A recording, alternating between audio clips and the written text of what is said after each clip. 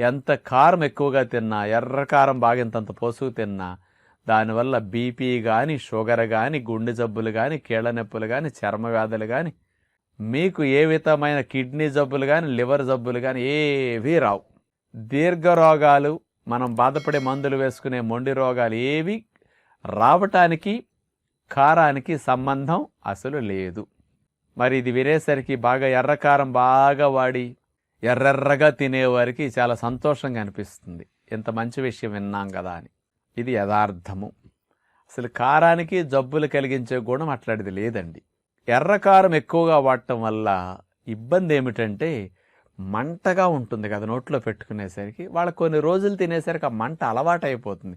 అది పక్కవారికి మండుతుంది కానీ వాళ్ళకేం మండదు. కాబట్టి ఈ సెల్స్ అలవాటైపోతాయి. ఏదైనా ఎక్కువైతే తినేటప్పుడు కారానికి నోట్లో లాలాజలం వస్తుంది, కొంచెం కళ్ళమ్మట నీళ్లు, ముక్కమ్మట నీళ్లు కారం